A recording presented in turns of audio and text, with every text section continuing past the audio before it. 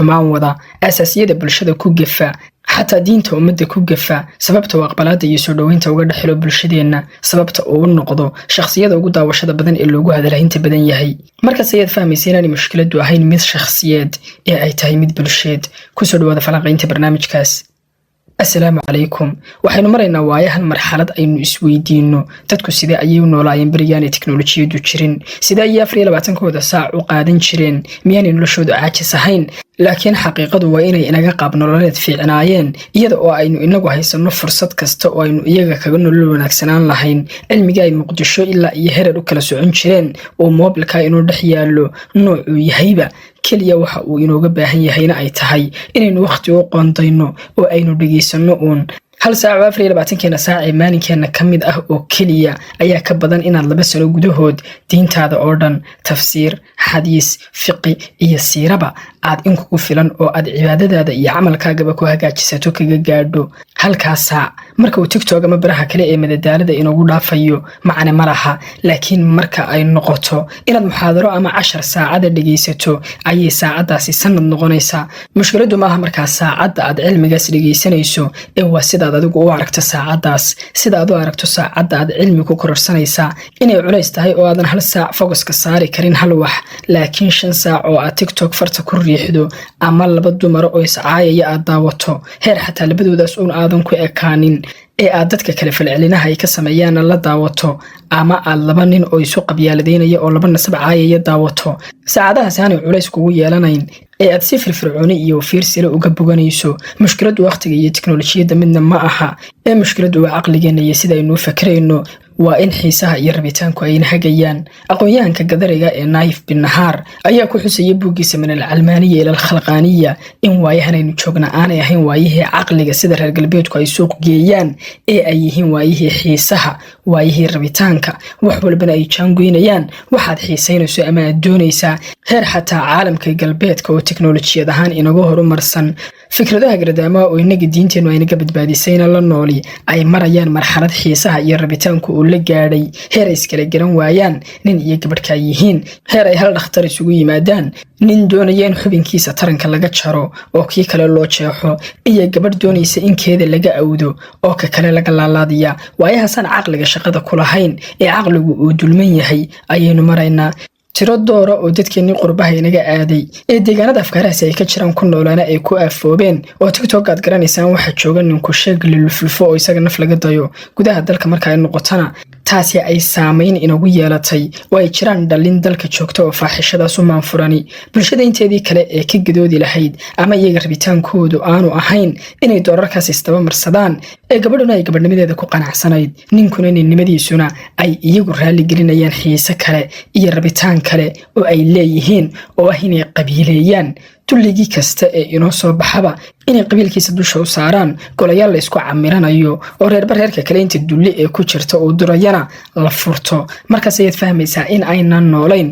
waayihii caqliga ee aynu joogno waayihii xiisaha waayihii rabitaanka waayo kitaabka muqaddaska ee la raacaya uu yahay waxaad xiisaynayso oo xataa inageenii muslimiinta ahayn aynan ka wada badbaadin walow ifafaalihiisii hordhaca ahaa uun oo iminka inaga muuqdo miyaadan wali xaaladaas bulshadeena uga fiirsan miyaadan arag inaanu ilaahay qurux iyo qaab u dhameeyay marka aad indhaha suugaanta Soomaalida ku eegtana aad oran lahayd wallahi waa hablihii boqolka loogu gali jiray yacni hablihii boqolka geela laga bixin jiray oo kalsoonideedii aadamnimadeedii sharafkeedii jiritaankeedii islaamnimadeedii iyo mustaqbalkeediiba saartay barideeda oo dad aan aqoon oo ay og tahay inaanay wanaag u hayn u niikinaysa nolosheeduna aanay labadeeda asal dhaafsiisnayn iyada oo inan gurigooda joogta ah baahi u geysanaysaana aanay jirin halkaas iskaga dhigtay magaalaysato casri ah oo jirkeeda daawasho iyo like dhaafsata oo xataa kuwa guryaha lagu tunto jooga haddii aad in unugu cudurdaari lahayd inuu faqri u geeyey ama ay dhib kale u sababtay tan aadan wax cudurdaara u haynin inay arrinkaas u horseeday ee sababta qura ee baddaas gelisay ay tahay xiisaynteeda rabitaankeeda doonista ay u hayso like-ta ay ku helayso iyo kommentiyada laga bixinayo daawashada badan ee ay ku helayso cajiib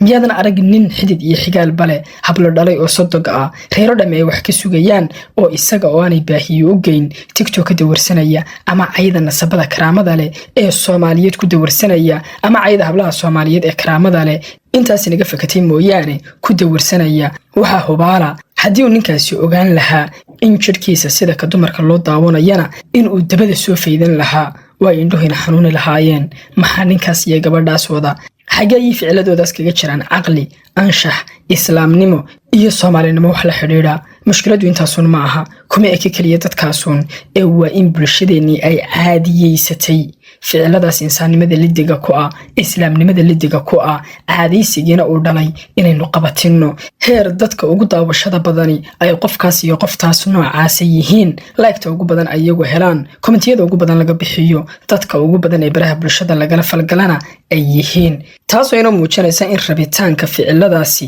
aanu shakhsiyadaas samaynaya uun ku ekayn ee uu yahay mid xataa bulshada dhexdeeda validation iyo aqoonsi ka haysta mid bulshadu ay qabatintay amaba xataa la odhan karo waxa aynu maraynaa marxalad aynu xiisaynayno inaynu maalin kasta baraha bulshada ugu soo kacno dhacdo dareenkeenaas rabitaanka xumaanta raali gelisa nin xaaskiisa caayaya gabadh ka sheekeynaysa sida uu ninkeedu u fuulo laba dumar oo sidii laba yahuudiyadood isu caayaya laba nin oo laba magac oo qabiilada inta ay kala qaataan mid kasta uu intaas oo milyan oo qof aflagaadeynayo khaniis cusub oo lagu camirto oo maalmo dhan nasabiyad Soomaaliyeed oo sheekh iyo shariif bale dartii loo aflagaadeeyo haddana waxaas oo dhan kadib oo ku imanayo saaxiib madax lixigeesa leh oo uu ku oranayo horumarayaynu gaadhnay adduunkaynu la tartamaynaa noloshu way soo wanaagsanaanaysaa iyo hantaatacyan lamida waa run oo horumar waxaynu ka gaadhnay marka laga reebo arrimaha maadiga oo ilaa hadda aynu ka mid nahay ummadaha u dambaysa ee loo yimaado arrimaha bulsheed waa run oo horumar waxaynu ka gaadhnay luminta wax kasta oo aynu ku dhaadanaynay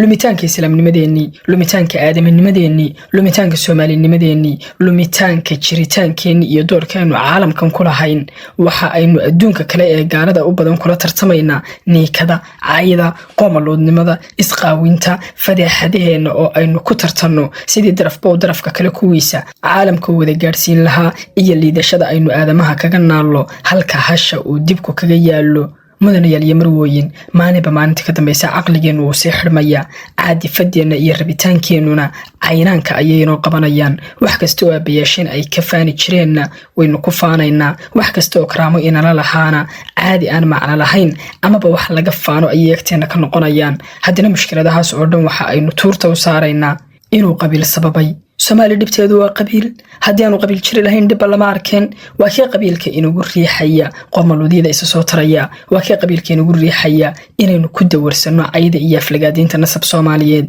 حتى كقبيل الصوماليات عاية يسوق مجا قبيل كيس وعسكنيا وإنه وذوقنا إنه قبيل كيس شعلين كرامنا أنا وحينين وأكيد قبيل كإنا بري إني أنت اللي بقولك هلاد اللي جب حنشري أنت أي ملايين قف صهر فريسته كشاك يسوس ده وننك يدو فولو وأكيد قبيل كإنا بري إنكو قبديس عايو أفلجا ديو وهو بال إن أديكسي قبيلكم ومشكلة دواوين والسببي وقبيلك سوحن لقى فايديستي لكن مرة ما هربت الصومالي هيسة قبيلكم وابا متكمدة arrimaha ay in uun waxaynu ugu badbaadaan dhibtuna waa inaynu maanta la noolahay fikrado qarni ka hor adduunka uu ku kala tegay iyo fikrado hadda ugu oo mar inagu wada kulmay dhammaantoodna ajnabi inaga ah waanu madeena ka soo bixin gudaheennaan ka soo bixin kadibna aynu noqonay dameeridhaan raacday wixii ay dadka kala sameeyaanba kaga dayda marka laga reebo